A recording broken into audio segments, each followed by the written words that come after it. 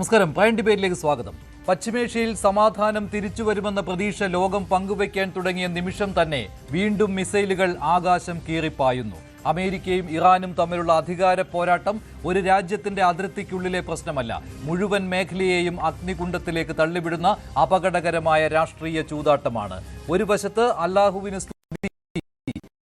കുറിച്ച് വിജയപ്രഖ്യാപനവുമായി ട്രംപ് രംഗത്തെത്തുമ്പോൾ മറുവശത്ത് അമേരിക്കൻ താവളങ്ങൾക്ക് നേരെ മിസൈൽ വർഷം നടത്തി ഇറാൻ മറുപടി നൽകുന്നു. സമാധാന ചർച്ചകൾക്കും നയതന്ത്രത്തിനും വില കൽപ്പിക്കേണ്ട നേതാക്കൾ പരസ്പരം ശക്തി പ്രകടിപ്പിക്കുന്ന മത്സരത്തിലാണ് ഇപ്പോഴും. ഓരോ മിസൈലും വീഴുമ്പോൾ നഷ്ടമാകുന്നത് സൈനിക ഉപകരണങ്ങൾ മാത്രമല്ല, സാധാരണ ജനങ്ങളുടെ സുരക്ഷയും മേഖലയിലെ സ്ഥിരതയും കൂടിയാണ്. കുവൈറ്റും ബഹ്റൈനും ഉൾപ്പെടെ ഗൾഫ് മേഖല വീണ്ടും യുദ്ധഭീതിയുടെ നിഴലിലാണ്.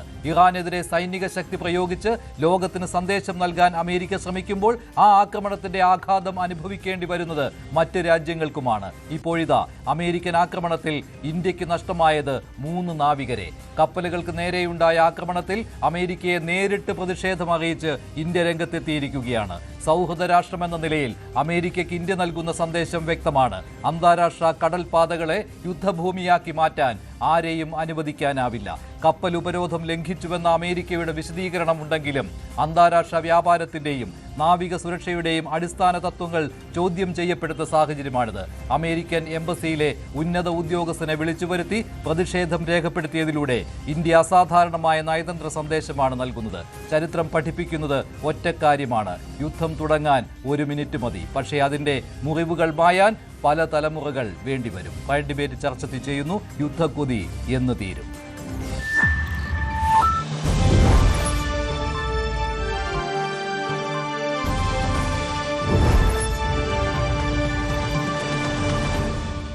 ചർച്ചകൾ ഒരു വശത്ത് തുടരുന്നു എന്നുള്ള അറിയിപ്പുകൾ വരുമ്പോഴും ഇറാനെ തീർക്കുമെന്ന മുന്നറിയിപ്പാണ് വീണ്ടും ട്രംപ് പറയുന്നത്. ഇന്ന് രാത്രി ഇറാനെതിരെ ശക്തമായ ആക്രമണം നടത്തുമെന്ന മുന്നറിയിപ്പ് അവസാനം കിട്ടുകയാണ്. അതിന്റെ വിശദവിവരങ്ങളിലേക്ക് വരാം. എന്തായാലും ഇന്ത്യൻ കപ്പലുകൾക്ക് നേരെ പോലും ആക്രമണം ഉണ്ടായിരിക്കുകയാണ്. 3 നാവികരെ ഇന്ത്യക്ക് നഷ്ടമായിരിക്കുകയാണ്. ശ്രീ മോഹൻ വർഗീസ്, ശ്രീ സിബി സത്യൻ, ശ്രീ ഐസക് ജോൺ പട്ടാണിപ്പറമ്പിൽ എന്നിവർ ചേരുന്നു. ശ്രീ മോഹൻ വർഗീസ്, ഏറ്റവും ഒടുവിൽ ട്രൂത്ത് സോഷ്യലിൽ മറ്റൊരു പ്രഖ്യാപനം കൂടി ഇപ്പോൾ ട്രംപ് നടത്തുന്ന സമയമാണല്ലോ ഇത്.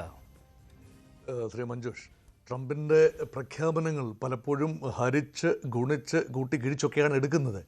പക്ഷേ ഇവിടെ ഇറാന് കഠിന രാത്രിയാണെന്നാണ് ട്രംപിന്റെ മുന്നറിയിപ്പ് വന്നിരിക്കുന്നത്. ഇവിടെ കൃത്യതയോടുകൂടി വ്യക്തതയോടുകൂടി ആക്രമിക്കാൻ പോകുന്ന സമയം, ആക്രമണ വിധേയമാകാൻ പോകുന്ന ടാർഗറ്റുകൾ, അതിൻ്റെ രീതി എല്ലാം തന്നെ മുൻകൂട്ടി പറയുകയാണ്. അങ്ങനെ ഒരു സാധ്യത സാധാരണ ആധുനിക യുദ്ധത്തിൽ അങ്ങനെ ഇന്ന ഇടത്ത് ഇത്ര സമയത്ത് ആക്രമണം നടത്തുമെന്നില്ല. ശക്തമായ താക്കീത് നൽകുക എന്നത് മാത്രമാണ് പൊതുവെയുള്ള രീതി. ഇവിടെ പറയുന്നത് ഖാർഗ് ഐലൻഡ്, അവിടെയാണല്ലോ ഇറാൻ്റെ എണ്ണ വന്നെത്തുന്നത്. ഒരു ടെർമിനൽ എന്ന നിലയിൽ ഇറാൻ ഉത്പാദിപ്പിക്കുന്ന, ലാൻഡിൽ ഉൾപ്പെടെ ഉത്പാദിപ്പിക്കുന്ന എണ്ണയുടെ സിംഹഭാഗവും എത്തിച്ചേരുന്നതും അവിടെ നിന്നാണ് റൂട്ട് ചെയ്യുന്ന ലോകത്തിൻ്റെ വിവിധ ഭാഗങ്ങളിലേക്ക്.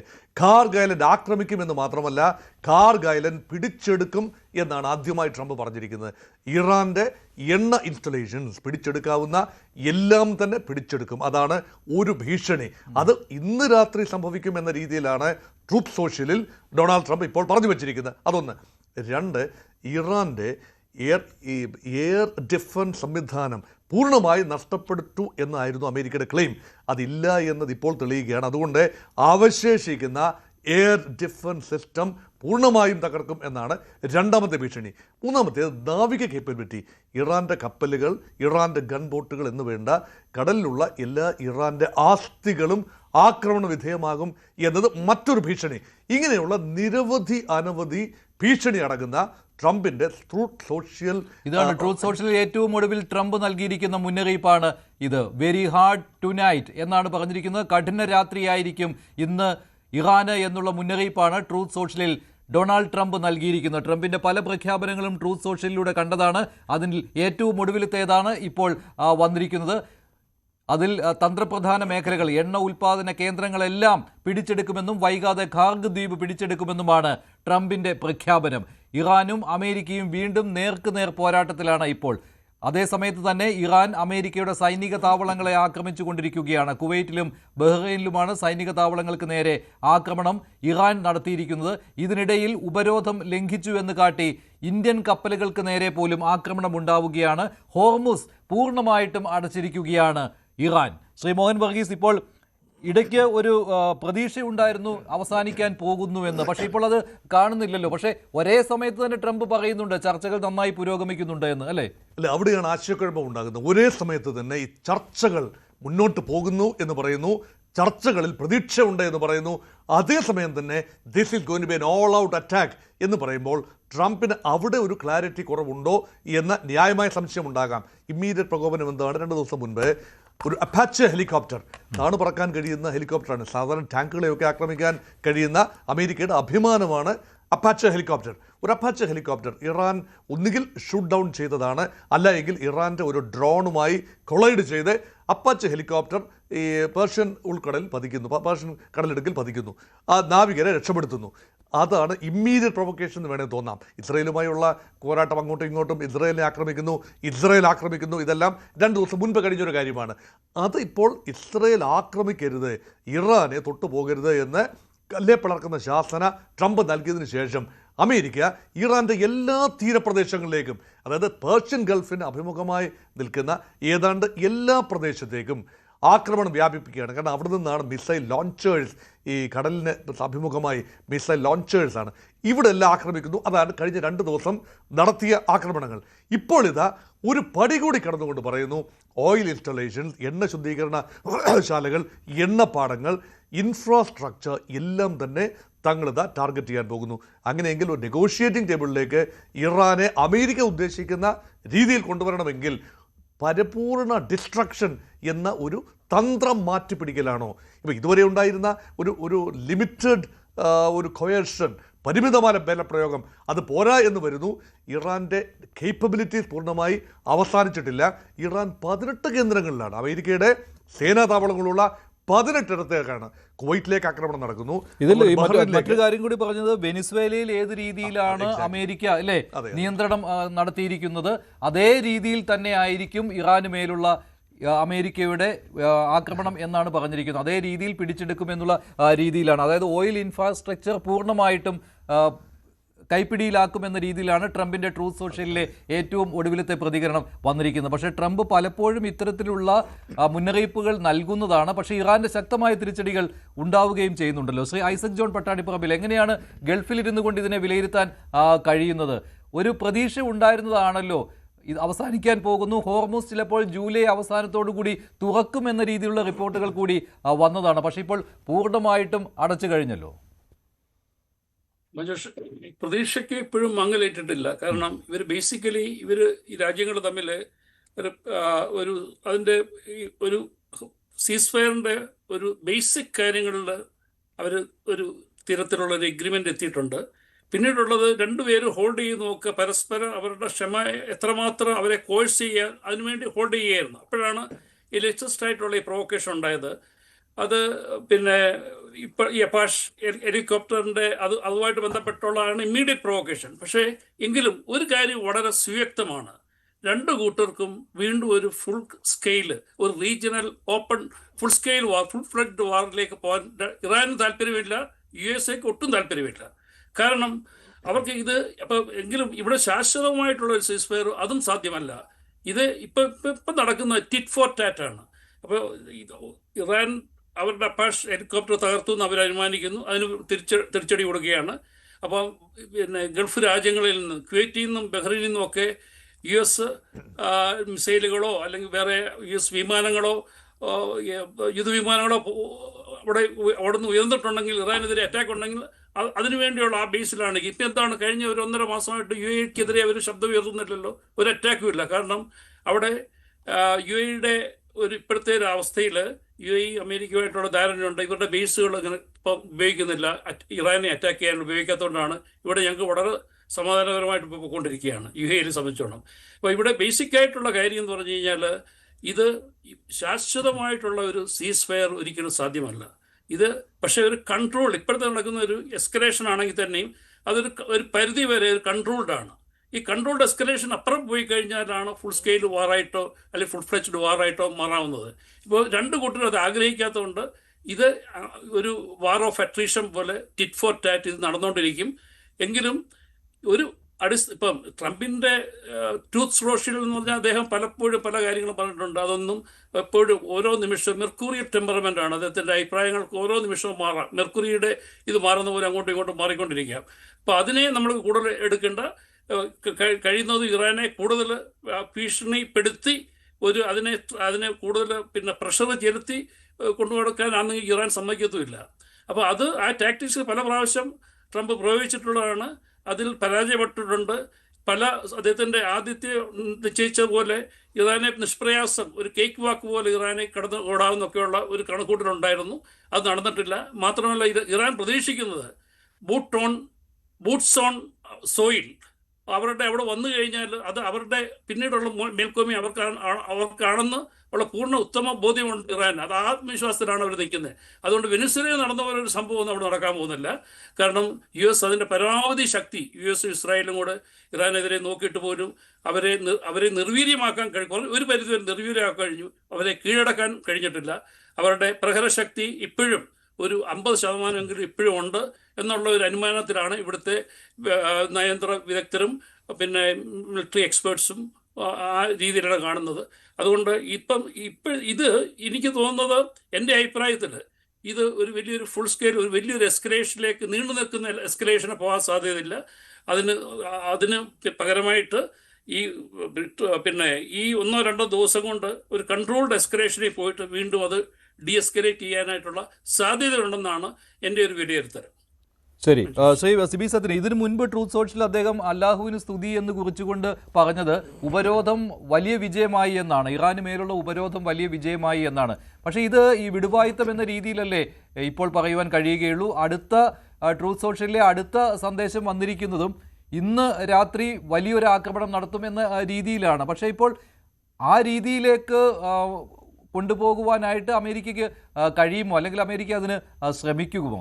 കഴിഞ്ഞ ദിവസമൊക്കെ ഇസ്രയേലാണ് ഈ സമാധാന ചർച്ചകൾക്ക് തടസ്സം നിൽക്കുന്നത് എന്ന രീതിയിലുള്ള പ്രതികരണം പോലും ട്രംപിൻ്റെ ഭാഗത്ത് നിന്ന് ഉണ്ടായിട്ടുണ്ടല്ലോ. അതിൻ്റെ പേരിൽ നെതന്യാഹുവുമായിട്ട് ആശയവിനിമയത്തിൽ പോലും പ്രശ്നങ്ങൾ ഉണ്ടാവുകയും ചെയ്തതാണ്. അപ്പോൾ പിന്നെ ഇത്തരത്തിലുള്ള കാര്യങ്ങൾ ട്രൂത്ത് സോഷ്യലിലൂടെ വെറും മുന്നറിയിപ്പ് എന്ന രീതിയിൽ മാത്രം കണ്ടാൽ പോരെ ഇതിനെ?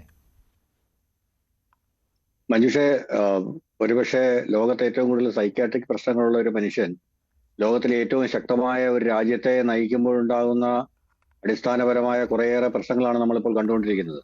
എനിക്കിപ്പോഴും മനസ്സിലാവാത്തത്, ട്രെവർ നോഹ എന്ന് പറയുന്ന ഒരു കൊമേഡിയൻ അയാളുടെ ഒരു പരിപാടിയിൽ പറഞ്ഞതുപോലെ ട്രംപിനെ എങ്ങനെയാണ് ജനത്തിന് വോട്ട് ചെയ്യാൻ പറ്റിയത് എന്ന് പുള്ളി ഒരു തമാശ പരിപാടിയിൽ ചോദിക്കുന്നുണ്ട്.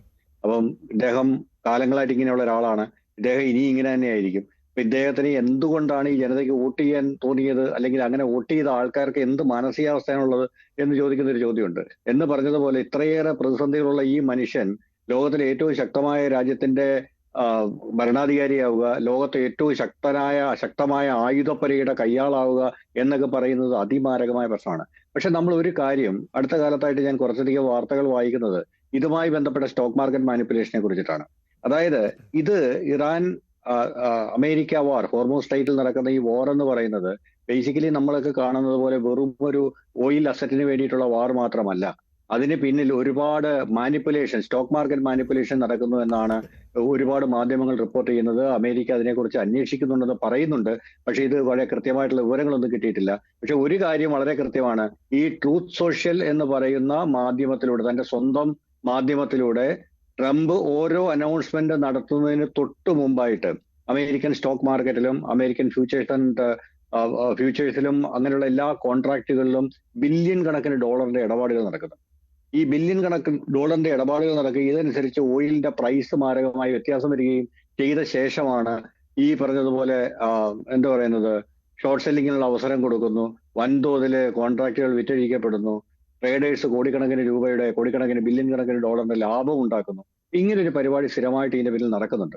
നമ്മളിപ്പോ ഈ കാണുന്നത്, അതായത് ഇപ്പൊ എനിക്ക് തോന്നുന്നു ട്രംപ് എന്ന് പറയുന്നത് എന്തെല്ലാം ഭ്രാന്തത്തരം പുള്ളിക്ക് ഉണ്ട് എന്ന് നമ്മൾ ആരോപിച്ചാലും ട്രംപിന്റെ ഏറ്റവും അടിസ്ഥാനപരമായ യോഗ്യത അയാളൊരു വലിയ ബിസിനസ്സുകാരനാണ് എന്നുള്ളതാണ്. അയാൾ ട്രംപ് ടവർ എന്ന് പറയുന്ന ഒരു കോൺസെപ്റ്റ് ലോകം മൊത്തം വിറ്റഴിച്ച് അതിൻ്റെതായ രീതിയിൽ സാമ്പത്തിക ശേഷി ഉണ്ടാക്കിയ ഒരു മനുഷ്യനാണ് ഡൊണാൾഡ് ട്രംപ്. ഇപ്പൊ ട്രംപിന്റെ ബിസിനസ് അക്യുമനെ നമ്മൾ ആരും ചോദ്യം ചെയ്യരുത്. ട്രംപിന്റെ സ്റ്റോക്ക് മാർക്കറ്റ് മാനിപ്പുലേഷൻ നടത്താനുള്ള ട്രംപിന്റെ കഴിവിനെ അത് ചോദ്യം ചെയ്യരുത്. അത് അമേരിക്കൻ പ്രസിഡന്റ് സ്ഥാനത്ത് ഇരുന്നുകൊണ്ട് നടത്താമോ എന്നുള്ള ചോദ്യമാണ് ഏറ്റവും ഇമ്പോർട്ടന്റ് ആയ ചോദ്യം. അപ്പൊ അതിന് മറുപടി പറയേണ്ടത് അമേരിക്കയിലെ റെഗുലേറ്ററി അതോറിറ്റികളും അമേരിക്കയിലെ നിയമ സംവിധാനങ്ങളുമാണ്. പക്ഷെ എന്ത് പറഞ്ഞാലും ഒരു കാര്യം വളരെ കൃത്യമാണ്. അടുത്ത കാലത്ത് ട്രൂത്ത് സോഷ്യലിലെ ഓരോ പ്രഖ്യാപനത്തിനു മുമ്പും അമേരിക്കൻ സ്റ്റോക്ക് മാർക്കറ്റിൽ, അമേരിക്കൻ ഫ്യൂച്ചേഴ്സ് മാർക്കറ്റിൽ, അമേരിക്കൻ കമ്മോഡിറ്റി മാർക്കറ്റിൽ കോടാനുകോടി ഡോളറിന്റെ ഇടപാടുകൾ നടക്കുന്നുണ്ട്, കോൺട്രാക്റ്റുകൾ നടക്കുന്നുണ്ട്. അതിനുശേഷം ഈ പറഞ്ഞതുപോലെ ഈ ഇടപാടുകൾ നടക്കുന്നു, അതിന് പിന്നാലെ ട്രംപ് ട്രൂത്ത് സോഷ്യലിൽ അടുത്ത പ്രഖ്യാപനം നടത്തുന്നു. ആ പ്രഖ്യാപനം നടത്തി കഴിഞ്ഞിട്ട് ഈ പറഞ്ഞ അതിന് തൊട്ടു മുമ്പ് ഇടപാട് നടത്തിയവർക്കെല്ലാം ബില്യൺ കണക്കിന് ഡോളറിന്റെ ലാഭം ഉണ്ടാകും. അപ്പൊ നമ്മൾ മനസ്സിലാക്കേണ്ടത് വളരെ കൃത്യമായിട്ട് മുന്നോട്ട് പോകുന്ന ഒരു പാറ്റേൺ ആണ്. അതായത് ട്രംപ് ഓരോ പ്രഖ്യാപനം നടത്തുന്നതിന് മുമ്പും ഒരു കൂട്ടം ആൾക്കാർ അവിടെ ട്രേഡ് ചെയ്യുന്നുണ്ട്. ഒരു ഇൻസൈഡർ ട്രേഡിംഗ് എന്ന് പറയുന്ന ഗുരുതരമായ ഒരു സാമ്പത്തിക കുറ്റത്തിന്റെ പരിധിയിൽ വരാവുന്ന ഒരു കാര്യമാണ്. ഇപ്പൊ ഇറാനിൽ നടക്കുന്ന ഈ ആക്രമണം എന്ന് പറയുന്നത്, ഇറാനിൽ ഇപ്പൊ ഈ ആക്രമണം നടക്കുമ്പോൾ, ഓരോ ഷിപ്പും ആക്രമിക്കപ്പെടുമ്പോൾ, ഓരോ സ്ഥലവും ബോംബിടപ്പെടുമ്പോൾ ഇവിടെ ബില്യൺ കണക്കിന് ഡോളറിന്റെ ഇൻസൈഡർ ട്രേഡിംഗ് നടക്കുന്നുണ്ട് എന്നുള്ളത് ഒരുപക്ഷെ ലോകം കണ്ട ഏറ്റവും ഭീകരമായ ഒരു സാമ്പത്തിക യുദ്ധ കുറ്റമായിട്ട് ഭാവിയിൽ ഉരുത്തിരിഞ്ഞ് വരും എന്നാണ് ഞാൻ കരുതുന്നത്. ശരി, ശ്രീ മോഹൻ വർഗീസ്, ഇതിപ്പോൾ ഈ എവിടെയാണ് ചർച്ച നടക്കുന്നത് എന്ന് പോലുമുള്ള ഒരു ഐഡിയയേ ഇല്ലല്ലോ. ഈ ലോകത്തിന് അങ്ങനെ ഒരു സന്ദേശം പോലും കിട്ടുന്നില്ല. പക്ഷേ ട്രംപ് എപ്പോഴും പറഞ്ഞുകൊണ്ടിരിക്കുന്നത് സമാധാനത്തിൻ്റെ പാതയിലേക്ക് വരികയാണ്, ഇറാനിലെ ഭൂരിഭാഗം പ്രദേശങ്ങളും ഞങ്ങൾ പിടിച്ചെടുത്തു കഴിഞ്ഞു, അല്ലെങ്കിൽ ഞങ്ങൾ നശിപ്പിച്ചു കഴിഞ്ഞു, അവരുടെ സൈനിക ശക്തി ഇല്ലാതാക്കി കഴിഞ്ഞു എന്നൊക്കെയുള്ള പ്രഖ്യാപനങ്ങൾ മാത്രമാണ്. അതേ സമയത്ത് തന്നെയാണല്ലോ ഈ പ്രോക്സികൾക്കെതിരായിട്ടുള്ള ഇസ്രയേലിൻ്റെ ആക്രമണം തുടർന്നുകൊണ്ടേയിരിക്കുന്നു. അപ്പോൾ ഇസ്രായേൽ ആഗ്രഹിക്കുന്നില്ല ഈ പോരാട്ടം അവസാനിപ്പിക്കണം എന്ന്. അപ്പോൾ അമേരിക്ക ഇതിനിടയിൽ ഒരു യുദ്ധം മുന്നോട്ട് കൊണ്ടുപോകണോ അതോ തീർക്കണോ എന്നറിയാതെ വലയുന്ന ഒരവസ്ഥ കൂടി ഉണ്ടായിരുന്നു. കഴിഞ്ഞ ദിവസം അങ്ങനെയായിരുന്നു, ചർച്ചകൾ ആ രീതിയിലേക്കാണ് പോയത്. അതിന് പിന്നാലെയാണ് ഈ അപ്പാച്ച ഹെലികോപ്റ്റർ വെടിവെച്ചിട്ട വിഷയം വരുന്നത്. തുടർന്ന് പഴയ രീതിയിലേക്ക് പോവുകയാണിപ്പോൾ. ഈ കടുത്ത ആശയക്കുഴപ്പം അവിടെ നിലനിൽക്കുന്നു. അമേരിക്കൻ ഡിസിഷൻ മേക്കിംഗ് അപ്പാരറ്റസിനുള്ളിൽ അതിശക്തമായ ആശയക്കുഴപ്പം അവിടെയുണ്ട്. ട്രംപ് അഡോപ്റ്റ് ചെയ്യുന്നൊരു ലൈനുണ്ട്, അതിനൊരു കൺസിസ്റ്റൻസി ഇല്ല.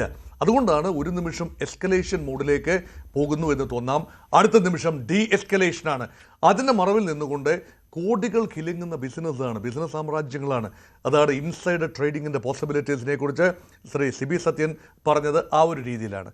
നമുക്ക് പ്രഥമ ദൃഷ്ടിയാ തോന്നാം ഇത് ഒരു റിസോഴ്സസ്, അതായത് ഹൈഡ്രോ കാർബൺ റിസോഴ്സസിൻ്റെ മേലുള്ള ഒരു കൺട്രോൾ അടുത്ത ഒരു 2 പതിറ്റാണ്ട് കാലത്തേക്കെങ്കിലും അമേരിക്കയ്ക്ക് പൂർണ്ണമായി ലഭിക്കണം. അത് ഓൾറെഡി വെനിസ്വേല എന്ന ഏറ്റവും വലിയ എണ്ണ ഉത്പാദക രാജ്യം അമേരിക്കയുടെ സ്കീം ഓഫ് തിങ്സിൻ്റെ ഭാഗമായി മാറിക്കഴിഞ്ഞു. അതൊരു വസ്തുതയാണ്. ഇനി മൂന്നാമത്തെ വലിയ എണ്ണ ഉത്പാദക രാജ്യമായി, അല്ലെങ്കിൽ എണ്ണ നിക്ഷേപമുള്ള ലോകത്തെ പ്രദേശമായ ഇറാൻ കൂടി അമേരിക്കയുടെ ലാർജർ സ്കീം ഓഫ് തിങ്സിന് ഉള്ളിൽ, അല്ലെങ്കിൽ ഗൾഫ് മേഖലയ്ക്ക് ഉള്ളിൽ തന്നെ ഇറാൻ, അത് വന്നു കഴിഞ്ഞാൽ പിന്നെ ഹൈഡ്രോ കാർബണിൻ്റെ മൊണോപ്പൊളി അമേരിക്കയ്ക്കായിരിക്കും എന്ന ഒരു ലളിത യുക്തിയിൽ നിന്നുകൊണ്ടാണ് ആദ്യഘട്ടത്തിലെല്ലാം ഈ യുദ്ധത്തെ, അതായത് ഫെബ്രുവരി 28 ഇപ്പോൾ തുടങ്ങിയ യുദ്ധത്തെ, അതൊരു 100 ദിവസം പിന്നിട്ടിരിക്കുന്നു, നമ്മൾ അസസ് ചെയ്തത്. പക്ഷെ അതിനുപരിയായ ചില താല്പര്യങ്ങൾ ഉണ്ടോ? അത് വലിയ ഒരു കാര്യമാണ്. കാരണം ഇവിടെ ഒരു അമേരിക്കയ്ക്ക് തന്നെ എണ്ണ വിൽക്കാൻ കഴിയണം. അമേരിക്കയുടെ ട്രേഡ് ഡെഫിസിറ്റ് ഏതാണ്ട് ലോകരാജ്യങ്ങൾക്ക് നേരെയുള്ള ട്രേഡ് ഡെഫിസിറ്റ് മൊത്തത്തിൽ ചൈനയ്ക്ക് 250 പരം ബില്യൺ ഡോളേഴ്സിൻ്റെ വാർഷിക വ്യാപാര കമ്മിയാണ്. ഇന്ത്യക്കെതിരെ പോലും 48 ബില്യൺ ഡോളറിൻ്റെ വ്യാപാര കമ്മിയാണ്.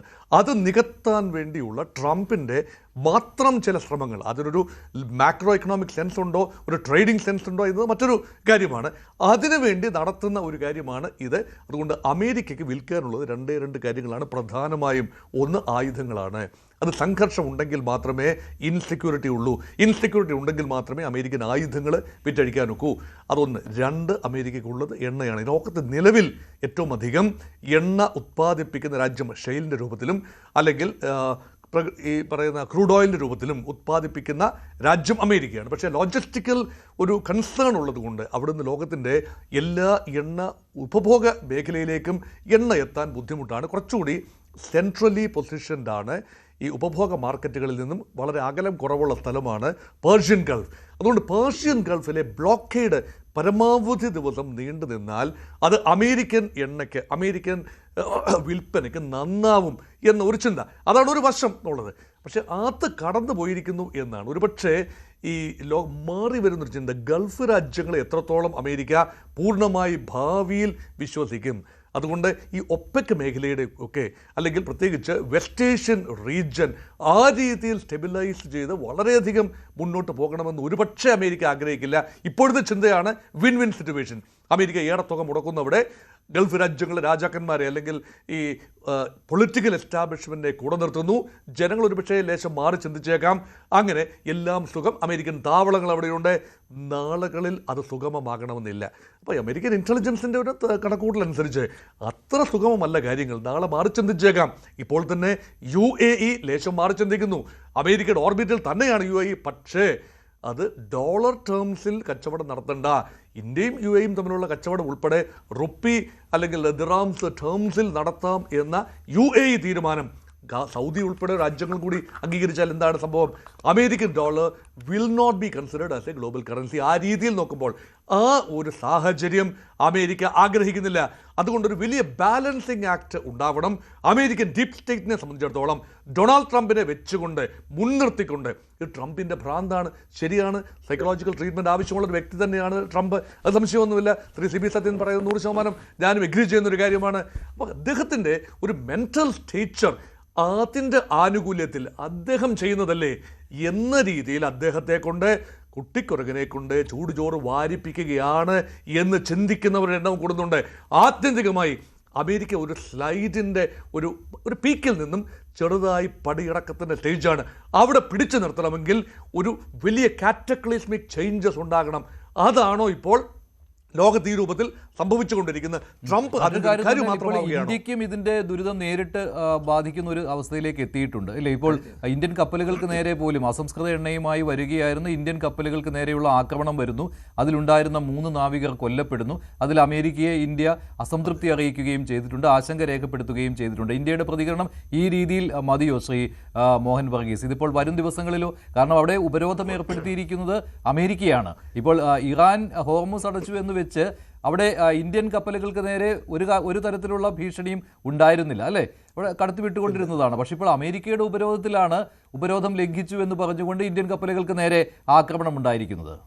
ഇറാൻ പറയുമായിരുന്നൊരു കാര്യമുണ്ട്, അനുവാദത്തോടെ, ഇറാൻ്റെ സമ്മതത്തോടെ അനുവാദത്തോടെ അവർ ചാർട്ട് ചെയ്യുന്ന ഒരു കപ്പൽ പാതയിലൂടെ സുഗമമായി, കാരണം മൈനുകൾ വിരിക്കാത്തൊരു ഏരിയ ഉണ്ടാവാം, അവരുടെ കപ്പലുകളുടെ അകമ്പടിയോടുകൂടി അനുവാദത്തോടെ അങ്ങോട്ടോ ഇങ്ങോട്ടോ സഞ്ചരിക്കാം. അങ്ങനെയെങ്കിൽ അമേരിക്കൻ ഉപരോധം ഇവിടെ പൊളിയുന്നു എന്നാണ് അർത്ഥം. അപ്പോൾ അങ്ങനെ ഏതാനും ഇന്ത്യൻ കപ്പലുകൾ ഈ ഇറാൻ, അത് ഓയിൽ ടാങ്കേഴ്സും ഗ്യാസിൻ്റെ LNG ടാങ്കേഴ്സും എല്ലാം തന്നെ കടന്നു പോയി എന്നത് വസ്തുതയാണ്. പക്ഷേ വലിയ നമ്പറില്ല. ഉപരോധം തുടങ്ങുന്നതിന് മുൻപുള്ള എണ്ണം കപ്പലുകൾക്ക് കടന്നു പോകാനാവുന്നില്ല. ആ ഒരു ഘട്ടത്തിലാണ് ഇപ്പോൾ ഹെലികോപ്റ്റർ അറ്റാക്ക് ഉണ്ടാകുന്നത്. ഹോർമൂസ് പൂർണ്ണമായി അടച്ചു എന്ന് പറയുന്നത്. ഇപ്പോൾ ഹോർമൂസിൽ ഉപരോധം എന്ന് പറയുമ്പോഴും ചെറിയ തോതിൽ അങ്ങോട്ടും ഇങ്ങോട്ടും ഒക്കെ ഉള്ള പോക്കുണ്ടായിരുന്നു. സേനയുമായി ബന്ധപ്പെട്ട, നാവികസേനയുമായി ബന്ധപ്പെട്ട യുദ്ധക്കപ്പലുകൾക്ക് മാത്രമായിരുന്നു അവിടെയുള്ള പൂർണ്ണമായ വിലക്ക്. ഒരു യുദ്ധക്കപ്പൽ അങ്ങോട്ടോ ഇങ്ങോട്ടോ പോയിട്ടില്ല. അമേരിക്കയുടെ വിമാനവാഹിനി കപ്പലിയാകട്ടെ, അത് വിമാനവാഹിനി കപ്പലേക്ക് ആ ഭാഗത്തൂടെ പോകാൻ ഒക്കുമോ എന്നത് മറ്റൊരു ചോദ്യമാണ്. മറ്റ് കപ്പലുകൾ ഒന്നും പോയിട്ടില്ല. പക്ഷേ എണ്ണ ടാങ്കറുകൾക്ക് പരിമിതമായ തോതിൽ അങ്ങോട്ടും ഇങ്ങോട്ടും പോകാൻ ഒക്കുമായിരുന്ന അന്തരീക്ഷം പോയി. ഇനി ഇന്ത്യയുടെ കപ്പലിൻ്റെ കാര്യത്തിലേക്ക് വരാം. ഇന്ത്യയുടെ കപ്പൽ എന്ന് പറയുന്നത് ശരിയല്ല. മഡഗാസ്കറിന്റെ പതാക വഹിക്കുന്ന ഇന്ത്യക്കാരായ 24 പേരുള്ള ഒരു കപ്പൽ, ആ കപ്പലിലെ 21, ആ കപ്പലിന്റെ എഞ്ചിൻ റൂമിന് നേരെയാണ് ആക്രമണം ഉണ്ടായത്. അത് അമേരിക്കയുടെ ആദ്യഘട്ടത്തിൽ ഒരു സംശയം തോന്നി, ഇറാനാണോ അമേരിക്കയാണോ ആക്രമിച്ചത് എന്നൊരു സംശയം തോന്നി. ഒമാൻ ഉൾക്കടലിലാണ്, പേർഷ്യൻ ഗൾഫിന് ഉള്ളിലേക്ക് പ്രവേശിച്ചിട്ടില്ല എന്ന് ഓർക്കണം. പേർഷ്യൻ ഗൾഫ് അത് ഓരം ചേർന്ന്, ഇറാന്റെ ഓരം ചേർന്ന് ആ ഒമാൻ തീരത്ത് നിന്നും പൊയ്ക്കൊണ്ടിരുന്ന ഇറാനെ ലക്ഷ്യമാക്കി പോയി എന്ന സംശയത്താൽ അമേരിക്കയുടെ ഹെലികോപ്റ്ററുകളാണ് ആക്രമണം, അമേരിക്കയുടെ വിമാനങ്ങളാണ് ആക്രമണം നടത്തിയിരിക്കുന്നത്. അത് ഇപ്പോൾ സ്ഥിരീകരണം നടത്തിയിരിക്കുന്നു. അവിടെ 3 ഇന്ത്യൻ നാവികർ കാണാനില്ല. അതിൽ 3 പേരും മരണപ്പെട്ടു എന്ന രീതിയിലാണ് ഏറ്റവും വൈകി വന്ന റിപ്പോർട്ടുകൾ. അമേരിക്കയുടെ ഉന്നത എംബസി ഉദ്യോഗസ്ഥരെ വിളിച്ചു വരുത്തി ഇന്ത്യ പ്രതിഷേധം രേഖപ്പെടുത്തിയിരിക്കുന്നു. അത് ഉചിതമാണോ? ആ ലെവലിൽ പ്രതിഷേധിച്ചാൽ മതിയോ എന്ന് ചോദിച്ചാൽ ലേശം കൂടുതൽ ലെവലിലേക്ക് പ്രതിഷേധമാകാം. കാരണം ഇത് ഇന്ത്യ ഒരു ചെറുവിൽ അനക്കുന്നില്ല എന്ന ആരോപണം ഇന്ത്യക്കുള്ളിൽ നിന്നുണ്ട്. കാരണം ഇന്ത്യ ഒരു ഇതിന്റെ ഡാമേജ് എന്ന് പറയുന്നത് ഇന്ത്യക്ക് കൂടി അല്ലേ വരുന്നത്? അവിടെ ആദ്യത്തെ കപ്പൽ ഇന്ത്യൻ പതാക അല്ലായിരുന്നുവെങ്കിൽ രണ്ടാമത് ആക്രമിക്കപ്പെട്ട കപ്പൽ ഇന്ത്യൻ കപ്പൽ തന്നെയാണ്, ജൽവീർ ഇന്ത്യൻ കപ്പലാണ്. അപ്പം ഇവിടെ ഇന്ത്യൻ കപ്പലുകളെ ഉൾപ്പെടെ ടാർഗറ്റ് ചെയ്യാൻ എങ്ങനെ ധൈര്യം വരുന്നു? ഇതൊരു തരം പരസ്പര ബഹുമാനത്തിന്റെ വിഷയമാണ്. അപ്പോൾ അമേരിക്ക പറയും ഞങ്ങൾ ഉപരോധം പ്രഖ്യാപിച്ചിരിക്കുകയാണ്, ഇറാനെ ലക്ഷ്യമാക്കി പോകുന്ന കപ്പലുകളെയാണ്. പക്ഷേ മറ്റൊരു ചോദ്യം ചോദിക്കട്ടെ, സൗദി അറേബ്യയെ ലക്ഷ്യമാക്കി അല്ലെങ്കിൽ UAE ലക്ഷ്യമാക്കി കുവൈറ്റിനെ ലക്ഷ്യമാക്കി പോകുന്ന കപ്പലുകളെ വെറുതെ വിടുമോ? ഇല്ലല്ലോ.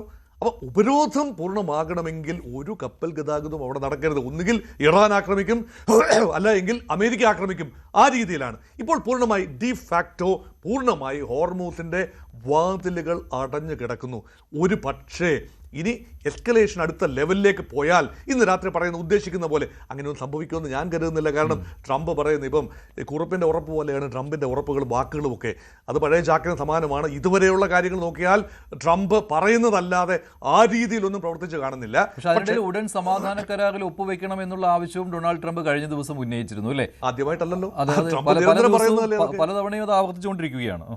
അതുകൊണ്ട് അടുത്ത ഒരു കപ്പൽ പാത കൂടി ഉണ്ട്. അത് ബാബൽ മന്ദേബ് വഴിയുള്ളതാണ്. റെഡ് സീയിലേക്കുള്ള പ്രവേശന കവാടം.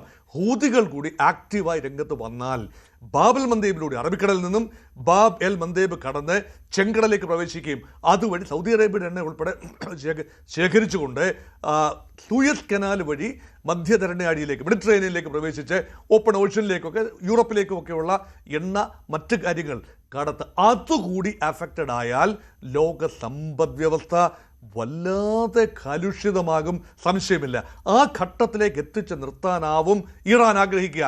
എസ്കലേഷൻ വന്നാൽ ആ രീതിയിൽ എത്തിക്കാനാണ് ആഗ്രഹിക്കുന്നത്. അതിനിടയ്ക്ക് ഇറാന്റെ പ്രതികരണം ഇന്ന് വന്നത് ഈ ചർച്ചകൾ നടക്കുന്നുണ്ടെന്നാണ് അല്ലേ? പ്രാഥമികമായിട്ടുള്ള ചർച്ചകൾ നടക്കുന്നുണ്ട് എന്ന് പ്രാഥമികമായിട്ട് കരാറിലേക്ക് എത്തുവാൻ ആവശ്യമായ ചർച്ചകൾ നടക്കുന്നു എന്നുള്ളതാണ്. ഈ വിദേശത്ത് മരവിപ്പിച്ചിട്ടുള്ള അക്കൗണ്ടുകൾ ആ അക്കൗണ്ടുകൾ മരവിപ്പിച്ചത് മാറ്റണം എന്നുള്ള ആവശ്യം കൂടി ഉന്നയിച്ചിട്ടുണ്ട്.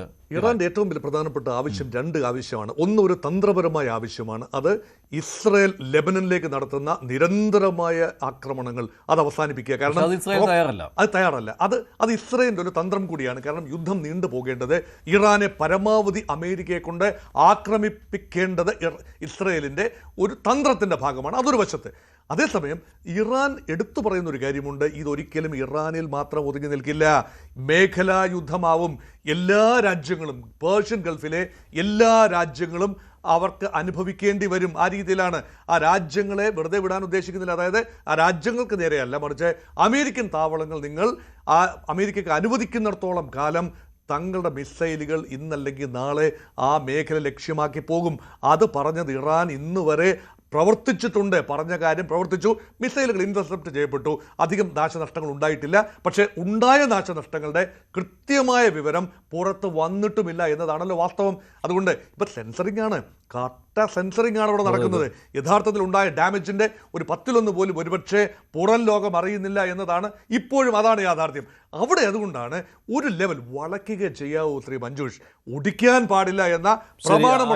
ജോൺ, ഗൾഫിൽ ബഹ്റൈന് നേരെ ഇറാൻ ആക്രമണം നടത്തിയിരുന്നുവല്ലോ അല്ലേ? അതിൽ ഒരു 11 വയസ്സുകാരിക്ക് പരിക്കേറ്റു എന്ന രീതിയിലുള്ള റിപ്പോർട്ടുകൾ അല്ലേ? 3 രാജ്യങ്ങൾക്ക് നേരെയാണ്. ബഹ്റൈന് നേരെ ഉണ്ടായിരുന്നു, അതുപോലെ തന്നെ കുവൈറ്റിന് നേരെയുള്ള ആക്രമണം നടന്നിരുന്നു അല്ലേ? 3 രാജ്യങ്ങൾക്ക് നേരെ ആക്രമണം നടന്നു. ബഹ്റൈന് നേരെ ആക്രമണം നടന്നു, കുവൈറ്റിന് നേരെ ആക്രമണം നടന്നു, അതേപോലെ തന്നെ ജോർദാന് നേരെ ആക്രമണം നടന്നു. ജോർദാൻ അമേരിക്കൻ വിമാനങ്ങൾ F-15-16 ഉൾപ്പെടെയുള്ള വിമാനങ്ങൾ അതിന്റെ ഹാങ്ങറുകൾ ഉൾപ്പെടെയുള്ള സ്ഥലത്തേക്ക് ആക്രമണം നടത്തുകയും വലിയ ഡാമേജ് പറഞ്ഞത് ഇപ്പോൾ പക്ഷേ അങ്ങനെ അത്ര വലിയ ആശങ്കയൊന്നും ഇല്ല എന്നാണല്ലോ അല്ലേ? ഇത് സൈനിക താവളങ്ങൾക്ക് നേരെ നടത്തുന്ന ആക്രമണമാണ്. അത് പതിവായിട്ട് ഇറാൻ അങ്ങനെ ചെയ്തുകൊണ്ടേയിരിക്കുകയാണ്. അതുകൊണ്ട് ഇപ്പോൾ അങ്ങനെ ആശങ്കയില്ല എന്നാണല്ലോ നിങ്ങൾ പ്രതീക്ഷിക്കുന്നത്? എസ്കലേഷൻ തന്നെയാണ്. അതെ, GCC രാജ്യങ്ങളെ സംബന്ധിച്ചോളം അവരിപ്പോൾ ഒരു catch-22 സിറ്റുവേഷനിലാണ്. അവരെ സംബന്ധിച്ചോളം അവർക്ക് മനസ്സിലായി, അവർ സത്യാവസ്ഥ മനസ്സിലായിക്കൊണ്ടിരിക്കുകയാണ്. കാരണം യുദ്ധത്തിൻ്റെ കെടുതികളെക്കാളും കൂടുതലായിട്ട് അവർ ഏറ്റവും അലട്ടുന്നത് അവരുടെ സാമ്പത്തിക ഫ്യൂച്ചർ, ഭാവിയെക്കുറിച്ചാണ്. അപ്പോൾ ഇവിടുത്തെ എല്ലാം രാജ്യങ്ങളുടെ സാമ്പത്തിക ഭദ്രത എണ്ണയും മാത്രമല്ല, അവർ വളരെ ഡൈവേഴ്സിഫിക്കേ ചെയ്തുകൊണ്ടിരിക്കുന്ന സമയത്ത് ഇവിടെ അവരുടെ മാർക്കറ്റിംഗ് ഇതായിരുന്നു ഏറ്റവും സ്റ്റേബിളായിട്ടുള്ള എക്കണോമിക് സ്റ്റെബിലിറ്റി, പീസ്, സേഫ്റ്റി. ഇതായിരുന്നു അവരുടെ ഹോൾമാർക്ക്, മാർക്കറ്റിംഗ് ഹോൾമാർക്സ്. പക്ഷെ ഇതിന് ഒരു തുറക്കം വെച്ചുകൊണ്ടാണ് ഇപ്പോൾ നടന്ന ഈ സംഘർഷങ്ങളെല്ലാം. അപ്പോൾ അവരെ സംബന്ധിച്ചോളം അവർക്ക് മനസ്സിലായി US-നെയും ഇസ്രായേലിനെയും അല്ലെങ്കിൽ അവരുമായിട്ട് സൈഡ് ചേർന്നുകൊണ്ട് അവർക്ക് അവരുടെ ഭാവിയിലേക്കുള്ള മാറ്റത്തിൽ ഒരിക്കലും അവർക്ക് അവർക്ക് അവരുടെ ഭാവി ഭദ്രമായിരിക്കത്തില്ല. എന്നാൽ അവരെ വിടാനും കഴിയില്ല. ഇപ്പം എന്താണ് പറഞ്ഞത്, ക്യാച്ച് 22 സിറ്റുവേഷൻ. ഇവർ വല്ലാത്തൊരു ഡിലമയിലാണ്. ഇസ്രായേലിനെയും US-നെയും പൂർണ്ണമായിട്ട് തള്ളി പറയാനൊക്കത്തില്ല. കാരണം അവരുടെ നിന്നുള്ള ഡിഫൻസ് കേപ്പബിലിറ്റീസും ഡിഫൻസ് സംവിധാനങ്ങളുടെയും അവരെ ആശ്രയിക്കുന്നു. എന്നാൽ ഇറാനുമായിട്ട് യുദ്ധം ചെയ്യാനും അവർക്ക് താല്പര്യമില്ല, അല്ലെങ്കിൽ ആ യുദ്ധത്തിൽ അതുകൊണ്ടാണല്ലോ ഇതുവരെ അവർ നേരിട്ടൊരു യുദ്ധത്തിനും പങ്കെടുക്കാത്തത്. കാരണം ഇറാനെ കൂടുതൽ പ്രകോപിപ്പിക്കാതിരിക്കാനായിട്ട്. കാരണം ഇറാൻ നഷ്ടപ്പെടാനൊന്നുമില്ല. ഇവിടെ നഷ്ടപ്പെടാനുള്ള ഗൾഫ് രാജ്യങ്ങൾക്ക് മാത്രമാണ്. US-നോ ഇസ്രായേലിനോ നഷ്ടപ്പെടാനില്ല. അവർക്ക് അവരുടെ കുറച്ച് ആയുധങ്ങൾ വിറ്റഴിക്കുകയോ അല്ലെങ്കിൽ നശിപ്പിക്കുകയോ ചിലവാക്കുകയോ ചെയ്യാം.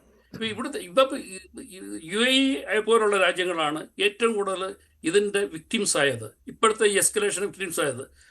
അതുകൊണ്ട് ഇവിടെ നടക്കാൻ പോകുന്നത് ഒരു സെക്യൂരിറ്റി, റീജിയണൽ സെക്യൂരിറ്റിയുടെ ഒരു റീഅലൈൻമെന്റ് വരും, അല്ലെങ്കിൽ അതിൻ്റെ ഒരു ആർക്കിടെക്ചർ തന്നെ മാറാനുള്ള സാധ്യതയുണ്ട്. അങ്ങനെ മാറുകയാണെങ്കിൽ തന്നെയും അവർ അഗ്രസീവ് ആകത്തില്ല, ഡിഫെൻസീവ് ആയിരിക്കും. അവരൊരിക്കലും അഗ്രസീവ് ആകാൻ ഒക്കത്തില്ല, അവരതിന് ശ്രമിക്കത്തില്ല. അപ്പോൾ അങ്ങനെ ഇപ്പോഴത്തെ അവസ്ഥയെന്ന് പറഞ്ഞു കഴിഞ്ഞാൽ ഈ ബാക്കിയുള്ള എല്ലാ രാജ്യവും, ഖത്തർ, ഒമാൻ, ഇത് വളരെ ഭദ്രമായിട്ട് നിൽക്കുകയാണ്. UAE ഇപ്പോൾ കുറച്ച് മാസങ്ങളായിട്ട് 1.5 മാസമായിട്ട് UAE ശാന്തമാണ്. സൗദി അറേബ്യക്ക് വലിയ പ്രശ്നങ്ങളില്ല. ഇപ്പോൾ ഏറ്റവും ഇറാൻ്റെ അറ്റാക്കിന് ഏറ്റവും കൂടുതൽ ടാർഗറ്റ് ആയിക്കൊണ്ടിരിക്കുന്ന കുവൈറ്റും ഇടയ്ക്കിടയ്ക്കുള്ളതാണെങ്കിൽ തന്നെയും ബഹ്റിനും ജോർദാനുമാണ്. ജോർദാൻ GCC-യിലുള്ളതല്ലെങ്കിൽ തന്നെ ഒരു വൈഡർ ഗൾഫ് റീജിയനിൽപ്പെട്ടതാണ്. അപ്പോൾ അമേരിക്ക ഇപ്പം ഇവിടുത്തെ ഈ അവസ്ഥ ഇങ്ങനെ പോവുകയാണെങ്കിൽ എല്ലാ ആൾക്കാർക്കും ഉത്തമ ബോധ്യമുണ്ട്, ഇത് ഒരിക്കലും ശാശ്വതമായിട്ടുള്ള സമാധാനം ഇവിടെ ഉണ്ടാകത്തില്ല. കാരണം ഇറാനെ സംബന്ധിച്ചോളം ഇറാൻ്റെ 3 ജനറേഷൻസ് ഓഫ് ഇറാനിയൻസ് അവരുടെ മനസ്സിലുള്ള അവരെ ഇൻഡോക്ട്രിനേറ്റ് ചെയ്തേക്കുന്നത് ഈ ഇവിടെയുള്ള ഗൾഫ് രാജ്യങ്ങളോടുള്ള വെറുപ്പ്, അമേരിക്കയോടുള്ള വെറുപ്പ്, ഇസ്രായേലിനുള്ള വെറുപ്പ്, ഹേറ്റഡാണ്. അപ്പോൾ അത് മാറ്റിയെടുക്കാൻ ഒക്കത്തില്ല. ഇന്ന് താൽക്കാലികമായിട്ട് അത് ക്ഷമിച്ചാലും, ഒരു യുദ്ധതന്ത്രം അല്ലെങ്കിൽ ഒരു ഡിപ്ലോമസി തൽക്കാലമായിട്ട് വിജയിച്ചാലും ഈ ഒരു ഭീഷണി ഇത് നിലനിൽക്കും. അത് ഗൾഫ് രാജ്യങ്ങൾക്ക് പൂർണ്ണമായിട്ട് ബോധ്യമുണ്ട്. ഇപ്പം വേറെ ചില കാര്യങ്ങൾ വളരെ രഹസ്യമായിട്ട് പ്രചരിക്കുന്ന ഒരു കാര്യം, ഇവിടെയുള്ള ഞാൻ എടുത്തു പറയുന്നില്ല, ചില രാജ്യങ്ങൾ ഇറാനുമായിട്ട് രഹസ്യമായിട്ട് ഒരു ഡിപ്ലോമാറ്റിക് ഒരു ട്രീറ്റി ഉണ്ടാക്കിയിട്ടുണ്ട്. അതായത് ഇവിടെ ഉണ്ടായിരുന്ന ഫ്രോസൺ ആയിട്ടുള്ള ഇറാനി അസറ്റ്സ് അവിടെ എത്തിച്ചതിൻ്റെ ഒരുപാട് ഈ സോഷ്യൽ മീഡിയയിൽ കൂടുതലൊക്കെ പ്രചരണം നടത്തുന്നുണ്ട്. അതുകൊണ്ടാണ് ചില രാജ്യങ്ങളെ മാത്രം ഇപ്പോൾ ഇറാൻ അറ്റാക്ക് ചെയ്തുകൊണ്ടിരിക്കുന്നത്. ബാക്കിയുള്ള രാജ്യങ്ങളുടെ മേലുള്ള അറ്റാക്ക് കുറച്ചിട്ടെന്ന് പറയുന്നു. അതിന് എത്രമാത്രം സ്ഥിരീകരണം, എത്രമാത്രം ക്രെഡിബിലിറ്റി. ഇറാന്റെ ഒരു പ്രധാനപ്പെട്ട ആവശ്യമാണല്ലോ ഈ സമാധാന കരാറിലേക്ക് എത്തണമെങ്കിൽ ഈ മരവിപ്പിച്ച സ്വത്തുക്കൾ, അല്ലേ, ആ മരവിപ്പിക്കൽ മാറ്റണം എന്നുള്ളത്, അത് വീണ്ടെടുക്കുവാനായിട്ടുള്ള സൗകര്യം ചെയ്തു തരണം എന്നുള്ള കാര്യം. അത് രഹസ്യമായിട്ടെങ്കിലും ചില രാജ്യങ്ങൾ സമ്മതിച്ചിട്ടുണ്ട് എന്നാണ്, അല്ലേ? ഉണ്ട്. അത് സോഷ്യൽ മീഡിയയിൽ കൂടി വളരെ പ്രചാരം ശ്രദ്ധിച്ചുകൊണ്ടിരിക്കുകയാണ്. Gaining currency through social media, ഇങ്ങനെ ഒരു സംഭവം ഉണ്ടായിട്ടുണ്ട്. പക്ഷേ അത് നമുക്ക് പൂർണ്ണമായിട്ട് വിശ്വസിക്കാനൊക്കത്തില്ല. അപ്പം ഇന്നിപ്പം നമ്മൾ നോക്കുകയാണെങ്കിൽ ഈ 3 രാജ്യങ്ങളിലേക്കുള്ള അറ്റാക്ക്, അല്ലെങ്കിൽ 4 രാജ്യങ്ങളിലേക്കുള്ള അറ്റാക്ക് ഇറാൻ നിർത്തിവെച്ചു അല്ലെങ്കിൽ സീസ് ചെയ്തതിൻ്റെ കാരണം എന്താണെന്ന് ആലോചിക്കുകയാണെങ്കിൽ 2 രാജ്യങ്ങൾ നമുക്ക് മനസ്സിലാക്കാം. ഖത്തറും ഒമാനും ഇറാൻ്റെ പണ്ട് മുതലേ അവരുമായിട്ടുള്ള ഒരു ന്യൂട്രലായിട്ടോ അല്ലെങ്കിൽ ഇച്ചിരി കൂടെ അവരുമായിട്ട് വളരെ ഡിപ്ലോമാറ്റിക്, നല്ല കുറച്ചുകൂടെ ഊഷ്മളമായ റിലേഷൻഷിപ്പ് ഉള്ളതായിരുന്നു. ബാക്കിയുള്ള രാജ്യങ്ങൾ സൗദി അറേബ്യയും UAE-യും ഇറാൻ്റെ ശത്രുക്കളായിരുന്നു. പക്ഷെ ഇപ്പോഴ് അവർക്ക് നേരെയുള്ള അറ്റാക്കുകൾ കുറച്ചിട്ടുണ്ട്. അതിന് ഒരു കാരണം ഇതായിരിക്കാം, UAE ബേസസ്, അമേരിക്കയിലുള്ള ബേസസിൽ നിന്നും ഇറാനെ അറ്റാക്ക് ചെയ്യാനായിട്ടുള്ള കാര്യങ്ങൾക്കൊരു തൽക്കാലം ഒരു വിരാമം ഇട്ടിട്ടുണ്ട്. സൗദി അറേബ്യയുടെ കേസും അത് തന്നെയാണ്. അതൊന്ന് പറയാം. രണ്ടാമത്തെ കാര്യം, നമ്മൾ ഈ പറഞ്ഞ ഈ റൂമേഴ്സിന് എന്തെങ്കിലും സാധ്യതയുണ്ടെങ്കിൽ ചിലപ്പോൾ അതും ആകാൻ സാധ്യതയുണ്ട്. ഇത് സോഷ്യൽ മീഡിയ ബസ് എന്ന നിലയിൽ ഇത് കുറച്ചു കാലമായി, കാരണം ഈ കഴിഞ്ഞ 2 ആഴ്ചയായി കേൾക്കുന്ന ഒരു കാര്യമാണ്. അതിനൊരു ലോജിക് ഉണ്ട്. അപ്പോൾ ഈ പറയുന്ന കേട്ടതിനൊരു ലോജിക്കുണ്ട്. കാരണം 6 GCC രാജ്യങ്ങളാണുള്ളത്. Saudi Arabia, UAE, Bahrain, Qatar, Kuwait, ഇതെല്ലാം ഒമാൻ, ഇത്രയും 6 രാജ്യങ്ങളാണുള്ളത്. ഇതിൽ ശരിയാണ്, ഒമാനുമായി ഒരു ടാക്റ്റിക്കൽ അണ്ടർസ്റ്റാൻഡിങ്ങിലാണ് ഇറാൻ പോകുന്നത് എന്നാണ് പൊതുവെയുള്ള വിശ്വാസം. കാരണം ഹോർമൂസിൻ്റെ ഒരു ഭാഗം ഇങ്ങനെ തള്ളി നിൽക്കുകയാണ്. ഒമാൻ്റെ ടെറിട്ടറിയാണ് ഹോർമൂസിലേക്ക് കടന്നു നിൽക്കുന്ന, കടലിടുക്കിലേക്ക് കടന്നു നിൽക്കുന്ന മറുഭാഗം ഒരു കോൺകേവ് ഭാഗം ഇറാൻ്റെയും. അപ്പോൾ അവിടെ ഈ രണ്ട് രാജ്യങ്ങളും കൂടെ ചേർന്നാൽ കപ്പം പിരിക്കാം, ഭാവിയിൽ ആ മേഖല അങ്ങ് കൺട്രോൾ ചെയ്യാം എന്ന ഒരു മോഹത്തിലാണ് ഇപ്പോൾ മുന്നോട്ട് പോകുന്നത്. അപ്പോൾ അത് പണ്ട് മുതലേ ഉള്ള മോഹമൊക്കെ തന്നെയാണ്. അതിപ്പോഴാണ് അത് കൂടുതൽ പ്രകടമായി വെളിയിൽ വരുന്നത്. രണ്ട് ഖത്തർ, രണ്ട് വഞ്ചിയിലും കാല് കുത്തുന്ന, 2 അല്ല 3 4 വഞ്ചിയിൽ കാല് കുത്തുന്ന രാജ്യമാണ് ഖത്തർ എന്ന് ഓർക്കണം.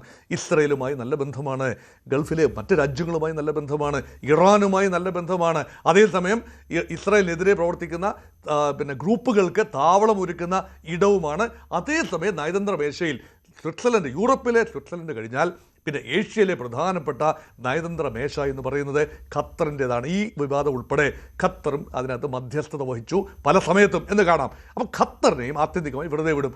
ഓർക്കുക, ഖത്തറിലാണ് അൽ ഉദൈദ് വ്യോമതാവളം, അമേരിക്കയുടെ ഏറ്റവും വലിയ വ്യോമതാവളമാണ്. അത് ആക്രമിക്കുന്നില്ല. ഈ കഴിഞ്ഞ ഇപ്പോഴത്തെ എസ്കലേഷൻ മോഡിൽ ഖത്തറിനെ വെറുതെ വിടുന്നു. അപ്പോൾ ഖത്തറിനെ വെറുതെ വിടുന്നു. UAE-യിൽ ഒരു ആക്രമണം നടക്കുന്നില്ല. കഴിഞ്ഞ 2 ആഴ്ച മുൻപ് നടന്ന UAE-യിലാണ് നിരന്തരം ആക്രമണം നടന്നിരുന്നത്. അപ്പോൾ ഈ തിയറി സ്വല്പം ബലപ്പെടുകയാണ്. കാരണം അത് തിയറി മാത്രമാണ്. സാമൂഹ്യ മാധ്യമങ്ങൾ പറയുന്നത് അതുപോലെ വിലക്കെടുത്ത് ആധികാരികമായി നമുക്ക് സംസാരിക്കാനാവില്ല. എങ്കിൽ പോലും തടഞ്ഞു വെക്കപ്പെട്ട ആസ്തികളുടെ ഒരു ചെറിയ പങ്ക് ഖത്തറിലും മറ്റൊരു പങ്ക് UAE-യിലും തന്നെയാണ്. അമേരിക്കയുടെ നിർബന്ധം കാരണം അത് ഫ്രോസൺ ആണ്. പക്ഷേ രഹസ്യമായി അണ്ടർഹാൻഡ് ഡീലുകൾ UAE-ക്ക് വളരണമെങ്കിൽ സമാധാനമുണ്ടാകണം. UAE ഒപ്പക്കിൽ നിന്ന് മാറിയിരിക്കുന്നു, ലേശം മാറി ചിന്തിക്കുന്നു. സൗദിയുടെ കൺട്രോളിലും ഓർബിറ്റിലും അല്ല ഇപ്പോൾ UAE പോകുന്നത് എന്ന് നിരീക്ഷിക്കാൻ ഒരുപാട് കാരണങ്ങളുണ്ട്. അങ്ങനെയെങ്കിൽ ഇറാനുമായി പാരലായി ഒരു സമാന്തരമായി രഹസ്യമായി ഒരു ധാരണയുണ്ടാകാം. ഒരിക്കൽ സമാധാനം വന്നു കഴിഞ്ഞാൽ ഇതെല്ലാം തന്നെ റിലീസ് ചെയ്യപ്പെടും. തടഞ്ഞു വെക്കപ്പെട്ട ആസ്തികൾ, അത് വലിയ തുകയൊന്നുമല്ല കേട്ടോ, വെറും $12 ബില്യൺ ആണ് ഒരു കണ്ടിൻജന്റ്. മറ്റൊരു 12 ബില്യൺ, $24 ബില്യൺ ഇറാന്റെ ആകമാന ആസ്തിയുമായി, എണ്ണ ആസ്തിയുമായിട്ടൊക്കെ തട്ടിച്ചു നോക്കുമ്പോൾ തുലവും പരിമിതമാണ്, പീനട്സ് എന്ന് വേണമെങ്കിൽ പറയാം. എങ്കിലും അത് സിംബോളിക്കാണ്.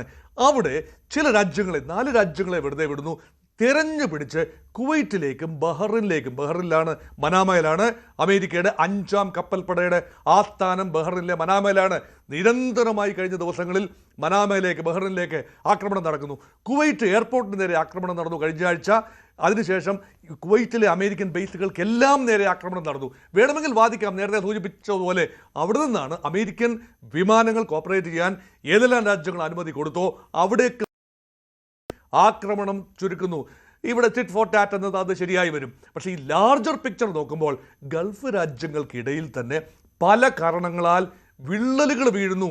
അതിന് ഇറാൻ പരമാവധി തന്ത്രപൂർവ്വം ശ്രമിക്കുന്നു എന്നുകൂടി കാണാം. ഒരുപക്ഷെ അമേരിക്ക ആഗ്രഹിക്കുന്നത് അതുതന്നെയാണ്, ഗൾഫിനെ മൊത്തം ഒറ്റ യൂണിറ്റായി നിലനിർത്താതെ ഡിവൈഡ് ആൻഡ് റൂൾ എന്നൊക്കെ പറയുന്ന സാമ്രാജ്യത ശക്തികളുടെ എക്കാലത്തെയും തന്ത്രമല്ലേ. ഇതൊരു modern divide and rule policy ആയിക്കൂടായികയൊന്നുമില്ല. അതുകൊണ്ട് ഒറ്റക്കെട്ടായിട്ട് നിന്ന് വലിയൊരു ഇക്കണോമിക് ബ്ലോക്കായി നിന്നുകൊണ്ട് അമേരിക്കയെ വെല്ലുവിളിക്കാൻ, സാമ്പത്തികമായി, സൈനികമായിട്ടല്ല കേട്ടോ, സൈനികമായി അമേരിക്കയുടെ സഹായം അവിടെ ആവശ്യമുണ്ട്. നിരന്തരം ആയുധം വിൽക്കാൻ കഴിയണം. പ്രശ്നമുണ്ടെങ്കിൽ മാത്രമേ ആയുധം വിൽക്കാൻ കഴിയൂ. പ്രശ്നമുണ്ടെങ്കിൽ മാത്രമേ അമേരിക്കൻ സേനകൾക്ക് അവിടെ അസ്തിത്വമുള്ളൂ.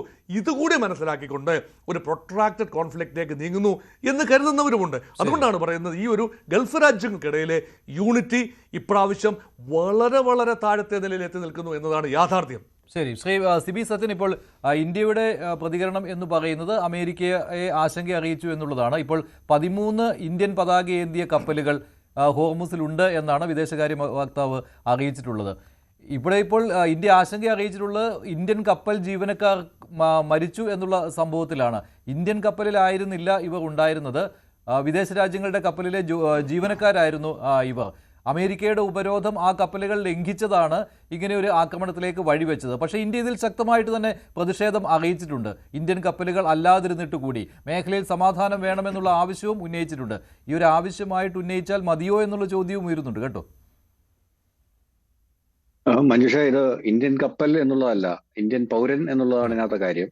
കാരണം നമ്മളുടെ പൗരന്മാർ ലോകത്തെ ഏത് രാജ്യത്ത് പോയാലും അവരുടെ ജീവനും സ്വത്തിനും ഒക്കെ ഒരു പരിധിവരെ ഇന്ത്യൻ സർക്കാർ പ്രൊട്ടക്ട് ചെയ്യേണ്ട ഒരു ഉത്തരവാദിത്തമുണ്ട്. അപ്പം അത്തരത്തിൽ ഇന്ത്യൻ പൗരന്മാർക്ക് ജീവൻ നഷ്ടപ്പെടുമ്പോൾ ആ ജീവൻ നഷ്ടപ്പെടുന്നതിന് കാരണമായ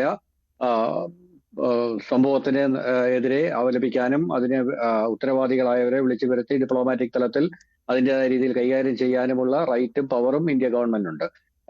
നമ്മൾ പതിവില്ലാതെ ശക്തമായിട്ട് പ്രതികരിച്ചു എന്നുള്ളത് തന്നെ ആശ്വാസജനകമായ ഒരു വസ്തുതയാണ്. സാധാരണഗതിയിൽ ട്രംപും ഗൾഫ് യുദ്ധവുമായി ബന്ധപ്പെട്ടിട്ട് ഒരുപാട് കാര്യങ്ങൾ വരുമ്പോൾ ഇന്ത്യ കൃത്യമായിട്ട് പ്രതികരിക്കുന്നില്ല എന്ന് മാത്രമല്ല, ട്രംപ് ഇന്ത്യയെ ഒരു ദാസരാജ്യമായി കാണത്തക്ക രീതിയിലാണ് പലപ്പോഴും പ്രസ്താവനകൾ നടത്താറുള്ളത്. അതായത് ഞാൻ ഇന്ത്യയോട് പറഞ്ഞു, ഇന്ത്യക്ക് ഞാൻ അനുമതി കൊടുത്തു, ഇന്ത്യക്ക് റഷ്യയിൽ നിന്ന് ഓയിൽ വാങ്ങിക്കാൻ ഞാൻ അനുമതി കൊടുത്തു, ഇന്ത്യക്ക് ഇറാനിൽ നിന്ന് കുറച്ച് ഓയിൽ വാങ്ങിച്ചോളാൻ ഞാൻ അനുമതി കൊടുത്തു. ഇതിങ്ങനെയൊക്കെ പറഞ്ഞിട്ട്, അതായത് ഞാൻ പറയുന്നത് കേൾക്കുന്ന ഒരു രാജ്യമാണ് ഇന്ത്യ എന്ന രീതിയിൽ ട്രംപ് തുടർച്ചയായിട്ട് പരസ്യ പ്രസ്താവനകൾ നടത്തി ഇന്ത്യയെ അപമാനിക്കുന്ന ഒരു സിറ്റുവേഷൻ ഉണ്ട്. അതിനെതിരെ ശക്തമായ ഒരു തിരിച്ചടി പലപ്പോഴും ഇന്ത്യൻ സർക്കാരിന് ഡിപ്ലോമാറ്റിക് തലത്തിൽ കൊടുക്കാൻ കഴിഞ്ഞിട്ടില്ല എന്നൊരു ഖേദവുമുണ്ട്. പക്ഷെ എന്തായാലും നിലവിൽ ഈ പറഞ്ഞതുപോലെ ഇന്ത്യൻ കപ്പൽ ജീവനക്കാർ അപകടത്തിൽ മരിച്ച സംഭവത്തിൽ അതിശക്തമായ പ്രതിഷേധം ഇന്ത്യൻ സർക്കാർ അറിയിച്ചു എന്നുള്ളത് സ്വാഗതാർഹം തന്നെയാണ്. മിനിമം ഇന്ത്യ ആ ഒരു കേപ്പബിലിറ്റി നല്ല രീതിയിൽ സോളിഡാരിറ്റി കാണിച്ചിട്ടുണ്ട്. പക്ഷെ നിലവില് ഒരു പ്രതിസന്ധി എന്ന് പറയുന്നത്, ഇത് മാരകമായിട്ട് ഇന്ത്യൻ ഓയിൽ വിപണിയല്ല, ലോക ഓയിൽ വിപണിയെ തന്നെ മാരകമായി ബാധിച്ചുകൊണ്ടിരിക്കുകയാണ്. ഇവിടെ എസ്കലേഷൻ വർദ്ധിക്കുകയാണെങ്കിൽ അത് ഇന്ത്യയിൽ ഇൻഫ്ലേഷന്റെ അളവ് ക്രമാതീതമായി കൂട്ടും, ഇന്ത്യയുടെ സാമ്പത്തിക സ്ഥിതിയെ മോശപ്പെടുത്തും, എല്ലാ തരത്തിലുമുള്ള ഈ പറഞ്ഞ വാണിജ്യ വളർച്ചയെ, സാമ്പത്തികമായ പുരോഗതിയെ തടസ്സപ്പെടുത്തും എന്നുള്ള കാര്യത്തിൽ യാതൊരു സംശയവുമില്ല. ഇന്ത്യ ഇപ്പോൾ കുറച്ചുകൂടെ കാര്യമായി ചെയ്യേണ്ടത് റഷ്യയിൽ നിന്നുള്ള പരമാവധി ഓയിൽ കുറഞ്ഞ വിലയ്ക്ക് കിട്ടുന്നത് മാക്സിമം സെക്യൂർ ആക്കിക്കൊണ്ട് ഇന്ത്യയുടെ എനർജി എഫിഷ്യൻസി അല്ലെങ്കിൽ എനർജി റിസർവേഷൻ ശക്തമാക്കിക്കൊണ്ട് മുന്നോട്ട് പോവുക എന്നുള്ളതാണ്. ഇല്ലെങ്കിൽ നമുക്കറിയാം, നമ്മൾ നേരത്തെ ചർച്ച ചെയ്തതാണ്, ഇന്ത്യക്ക് അധികം ഓയിൽ റിസർവുകളില്ല. അപ്പം ഈ ഓയിൽ റിസർവുകൾ 30 അല്ലെ 60 ദിവസത്തേക്ക് മാത്രമേ ഉള്ളൂ. അപ്പൊ അതിനുള്ളിൽ ഡിപ്ലീറ്റ് ചെയ്ത് പോകുന്ന ഒരവസ്ഥയിലാണ്. അപ്പൊ അതുകൊണ്ട് നമുക്ക് വളരെ കൃത്യമായിട്ട് റഷ്യയുമായിട്ടുള്ള കരാറുണ്ടാക്കിക്കൊണ്ട് കൃത്യമായി ഓയിൽ ഇവിടെ എത്തിക്കാനുള്ള സംവിധാനം ഏർപ്പെടുത്തിയില്ലെങ്കിൽ വരും ദിവസങ്ങളിൽ ഇന്ത്യ അതിഭീകരമായ ഒരു ക്ഷാമത്തിലേക്കും പ്രതിസന്ധിയിലേക്കും പോകും. കാരണം നിലവിലെ കണ്ടീഷനിൽ ഈ നേരത്തെ ഞാൻ പറഞ്ഞ സ്റ്റോക്ക് മാർക്കറ്റിന്റെ കളിയും ട്രംപിന്റെ ഇത്തരം പ്രസ്താവനകളും ഗൾഫ് മേഖലയിൽ നിലനിൽക്കുന്ന അനിശ്ചിതത്വവും ഗൾഫ് രാഷ്ട്രങ്ങൾക്ക് ഇടയിലുള്ള പരസ്പര ധാരണാ പ്രശ്നവും എല്ലാം കൂടെ കണക്കിലെടുത്തു കഴിഞ്ഞാൽ ഈ പറഞ്ഞതുപോലെ ഈ യുദ്ധം എത്ര കാലം നീളും എന്ന് നമുക്ക് അറിയാൻ സാധിക്കുന്നില്ല. ശ്രീ മോഹൻ വർഗീസ് സാർ പറഞ്ഞതുപോലെ ഈ നിലവില് Bahrain, UAE and Saudi Arabia, ഈ 3 രാജ്യങ്ങൾക്കിടയിൽ അതിശക്തമായ ഒരു പ്രശ്നമുണ്ട്. കാരണം ഓൾറെഡി സൗദി അറേബ്യ ബഹ്റൈനെ നിങ്ങളുടെ ഒരു പ്രശ്നത്തിൽ ഞങ്ങൾ ഇടപെടില്ല എന്ന രീതിയിൽ ഒരു ഭീഷണി സന്ദേശം അയച്ചിട്ടുണ്ട്. അതായത് ഒരു കാരണവശാലും കോപ്പറേറ്റ് ചെയ്യില്ല, കാരണം സൗദിക്കെതിരെയുള്ള പല വിമത നീക്കങ്ങളെയും ബഹ്റൈൻ സഹായിക്കുന്നു എന്ന ഒരു പേരിലാണ് അത് ചെയ്തിരിക്കുന്നത്. അതുപോലെ തന്നെ UAE-യുടെ കപ്പലുകൾ, ഹൂതി വിമതർക്ക് ആയുധവുമായിട്ട് എത്തിച്ച കപ്പലുകൾ സൗദി അറേബ്യ ബോംബിട്ട് തകർത്ത ഒരു സംഭവം ഉണ്ടായി. അപ്പോൾ അവിടെയും ഈ 2 രാജ്യങ്ങൾക്കിടയിലുള്ള വിശ്വാസം കുറച്ച് ഉലഞ്ഞിരിക്കുകയാണ്. അങ്ങനെ നിരവധി സാഹചര്യങ്ങൾ ഇന്റേണലി ഗൾഫിൽ തന്നെ വലിയ പ്രശ്നമായിട്ടുണ്ട്. അതുപോലെ തന്നെ ഏറ്റവും വലിയ പ്രശ്നമാണ് UAE-യുടെ സാമ്പത്തിക വളർച്ച. കാരണം ലോകത്തിലെ ഏറ്റവും സേഫസ്റ്റ് പ്ലേസുകളിലൊന്നായിട്ട് അവർ ദുബായി ഉയർത്തിക്കൊണ്ടുവരുന്ന ഒരു സാഹചര്യം ഉണ്ടായിരുന്നു. എന്നാൽ ഈ യുദ്ധം വന്നതോടെ ദുബായിലെ റിയൽ എസ്റ്റേറ്റ് പ്രൈസ് ശരിക്കും ക്രാഷ് ആയിട്ടുണ്ട്. ദുബായിയുടെ എക്കോണമി എന്ന് പറയുന്നത് ഒരു പരിധിവരെ റിയൽ എസ്റ്റേറ്റ് പ്രൈസുമായിട്ട് ബന്ധപ്പെട്ടാണ്. കാരണം അതൊരു ട്രേഡിംഗ് എക്കോണമിയാണ്. അപ്പൊ അവിടുത്തെ റിയൽ എസ്റ്റേറ്റ് പ്രൈസ് ക്രാഷ് ആവുന്നത് ആ രാജ്യത്തിന്റെ മൊത്തത്തിലുള്ള സാമ്പത്തിക വളർച്ചയെ അതിശക്തമായി ബാധിക്കുകയും വൻതോതിലുള്ള നിക്ഷേപം കുറയാൻ ഇടവരുത്തുകയും ചെയ്യും. കാരണം ഇന്ത്യക്കാരടക്കമുള്ള ഇന്ത്യൻ കോടീശ്വരന്മാരടക്കമുള്ള 10,000-കണക്കിന് ആൾക്കാർ ഇപ്പോൾ ഗൾഫില് ദുബായില് ഭൂമിയിലും ഫ്ളാറ്റുകളിൽ ഇൻവെസ്റ്റ് ചെയ്യുന്ന ഒരു സംഭവമുണ്ട്. അപ്പൊ അതിന് അതിശക്തമായ തിരിച്ചടിയാണ് ഇപ്പൊ നിലവിലുള്ള ഈ മധ്യേഷ്യൻ ക്രൈസിസ് ഉണ്ടാക്കിയിരിക്കുന്നത്.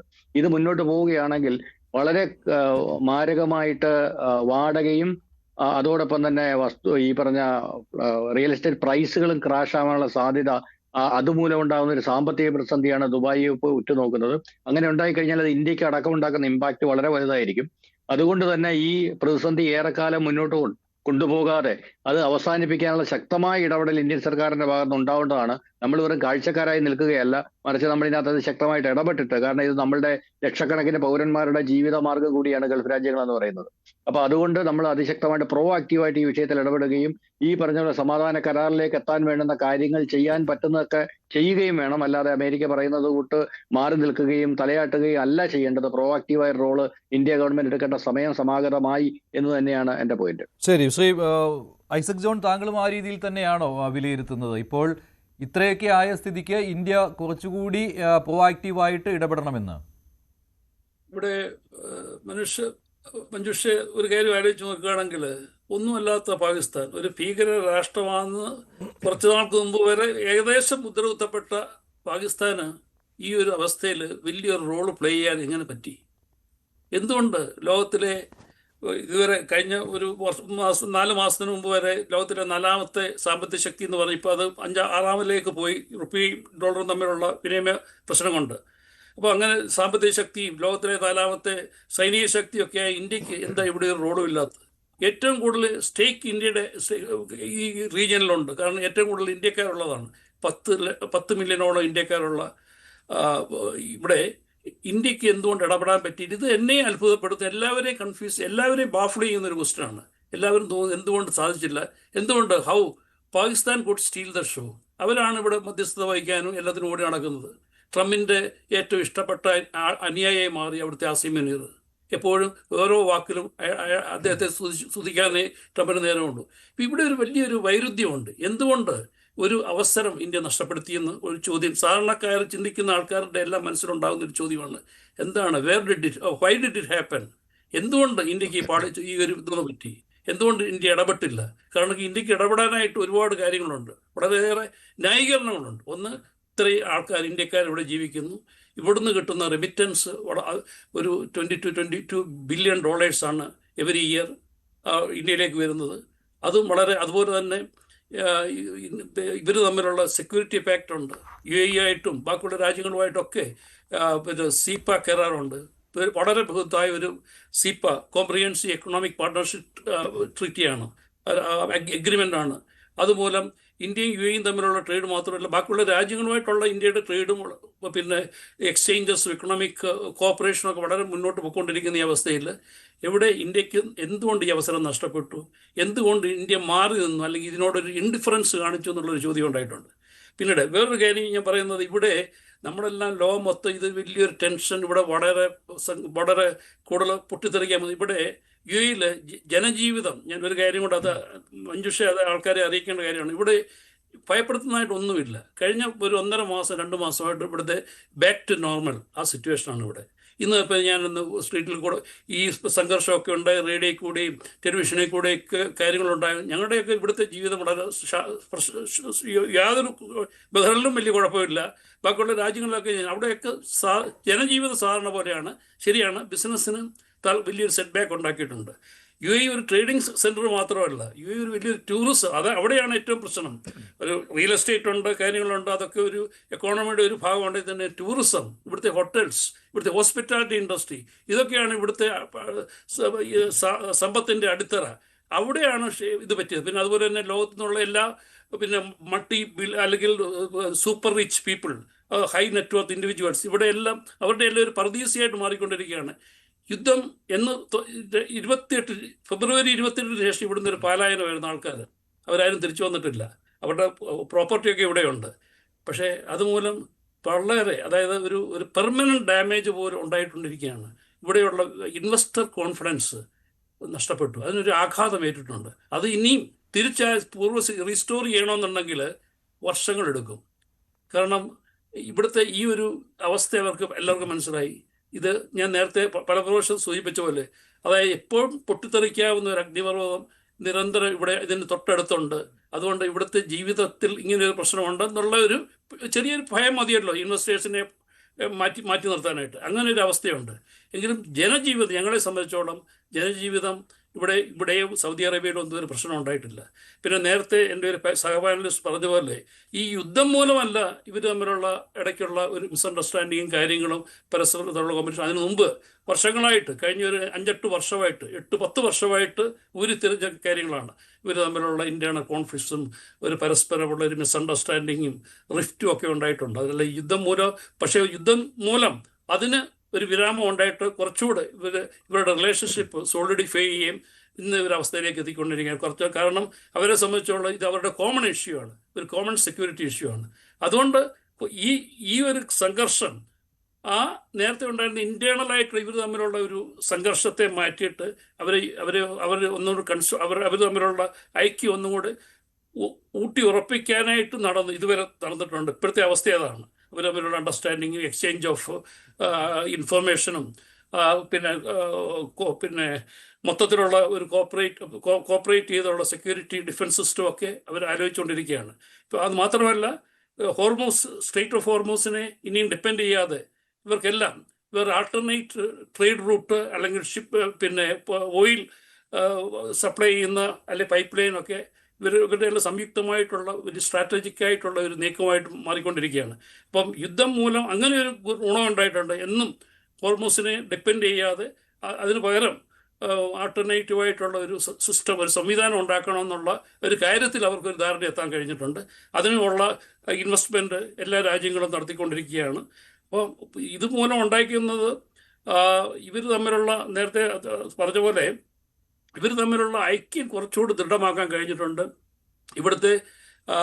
എങ്കിലും ഇവിടുത്തെ ജീവിതം, ഇവിടുത്തെ സാമ്പത്തിക സ്ഥിതിയും ഇവിടുത്തെ സാമ്പത്തിക മേഖല വർഷങ്ങളെടുക്കും അതിലേക്ക് തിരിച്ചു വരാനായിട്ട്.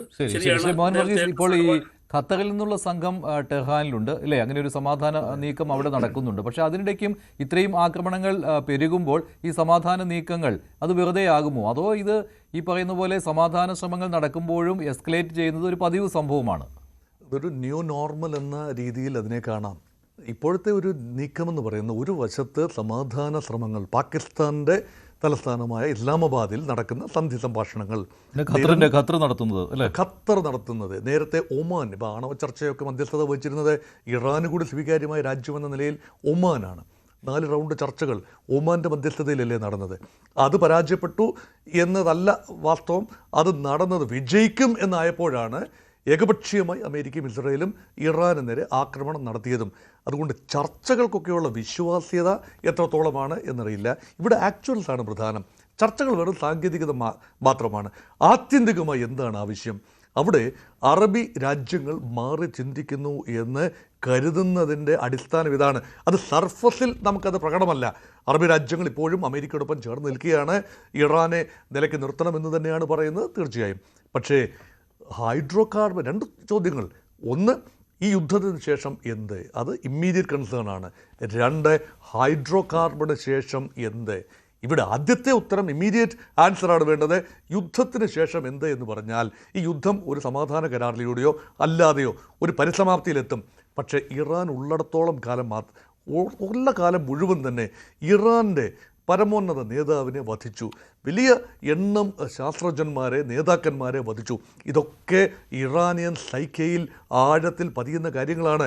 അത്ര പെട്ടെന്നൊന്നും ഒരു കരാറിലൂടെയെല്ലാം എല്ലാം മാറത്തു പുറത്തു എന്ന് പറയാവുന്ന ഒരവസ്ഥയിലായിരിക്കില്ല ജനം. അത് മാത്രമല്ല, ഇറാനിയൻ ജനത, ഇറാനിയൻ ഭരണകൂടത്തോട് വലിയ കലിപ്പിലായിരുന്നു. കാരണം അവർക്ക് ഈ അവസ്ഥ ഉണ്ടാക്കി വെച്ചത് ഭരണകൂടമായിരുന്നു.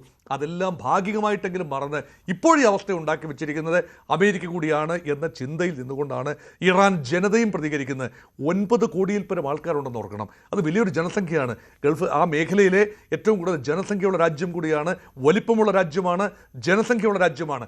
അത്രയും ആളുകളെയൊക്കെ വെറുപ്പിച്ചുകൊണ്ട് ഒരു സമാധാന കരാറൊക്കെ എത്തി അതങ്ങ് ശാശ്വതമാക്കാൻ പറ്റില്ല. അവിടെയാണ് ഗൾഫ് രാജ്യങ്ങളും പ്രത്യേകിച്ച് സൗദി അറേബ്യയും ഇറാനും തമ്മിൽ കൂടുതൽ സഹകരിച്ചേ പറ്റൂ. അമേരിക്കയുടെ സംരക്ഷണയിൽ മാത്രം ഏറെക്കാലം സമാധാനമായി മുന്നോട്ട് പോകാനാവില്ല. അതുകൊണ്ട് ഇപ്പോൾ യുദ്ധം കഴിഞ്ഞാലും മഴ പെയ്ത് തോർന്നാലും മരം പെയ്യുമെന്ന് പറയുന്നത് പോലെ വീണ്ടും തർക്കങ്ങളുണ്ടാകും. അതൊന്ന്. 2, അടിസ്ഥാന വിഷയം ഇതൊന്നുമല്ല. ഹൈഡ്രോ കാർബൺ അവസാനിക്കും. 10, 20, 30 വർഷത്തിന് ശേഷം ഇനി ഏറ്റവും പ്രധാന ഇന്ധനമായി ക്രൂഡ് ഓയിൽ ആയിരിക്കില്ല, മറ്റിന്ധനങ്ങളിലേക്ക് ലോകം തിരിയും. അപ്പോൾ പിന്നെ ഗൾഫ് രാജ്യങ്ങൾക്ക് നിലനിൽക്കണമെങ്കിൽ അവരുടെ ഇൻവെസ്റ്റ്മെൻറ്റ് വളരെ പ്രധാനമാണ്. ഗ്ലോബൽ ഇൻവെസ്റ്റ്മെൻറ്റ്സ് ഉണ്ട്. ഉള്ളിൽ തന്നെ മാറി ചിന്തിക്കുന്ന ടൂറിസം, അതുപോലെ നേച്ചർ ടൂറിസം, ഒരുപാട് കാര്യങ്ങൾ. അതിലേക്ക് Saudi Arabia already Mohammed bin Salman രാജകുമാരൻ്റെ നേതൃത്വത്തിൽ സൗദി മാറി ചിന്തിക്കുന്നു. അവിടുത്തെ അടിസ്ഥാന ഘടന പോലും ചെറിയ രൂപത്തിൽ മാറുന്നു. UAE ഓൾറെഡി മാറി ചിന്തിച്ചു. അതുകൊണ്ടാണ് ഇവിടെ കേട്ടത് വലിയ രീതിയിൽ ഗ്ലോബൽ ഇൻവെസ്റ്റ്മെൻറ്റ് വന്നിരുന്ന രാജ്യമാണ്. അവിടെ തർക്കങ്ങളും പ്രശ്നങ്ങളും മേഖലാ പ്രതിസന്ധിയും ഉണ്ടെങ്കിൽ ഇൻവെസ്റ്റ്മെൻറ്റ് ഉണ്ടാവില്ല, റിയൽ എസ്റ്റേറ്റ് പ്രൈസസ് താഴെ പോകും. അവിടെ ഒരു രീതിയിലും ഒരു ദുബായ് ആയിരിക്കും ഏറ്റവും കൂടുതൽ അഫക്റ്റഡ് ആകാൻ പോകുന്നത്. അവിടെ എണ്ണയില്ല. അബുദാബിയിൽ എണ്ണ ഇപ്പോഴും ഉണ്ട്, കുറേ കാലം കൂടെ തുടരാനും സാധ്യതയുണ്ട്. അതുകൊണ്ട് ഈ ഇൻവെസ്റ്റ്മെൻറ്റുകളൊക്കെ ലോകരാജ്യങ്ങളെ വെറുപ്പിക്കാതെ തന്നെ മേഖലയിൽ സമാധാനം പുലർത്തിക്കൊണ്ട് ഇറാനുമായി ഒരു ധാരണയിൽ തന്നെ പോകണം. അതിന് അമേരിക്ക ബാന്ധവം, അമേരിക്കൻ സേനാതാവളങ്ങൾ ബാധ്യതയാവും എന്ന ചിന്ത അണ്ടർഗ്രൗണ്ടിൽ വളരെ പ്രകടമാണ്. അത് പുറത്തു വരുന്നില്ല എന്ന് മാത്രമേ ഉള്ളൂ ഇപ്പോൾ.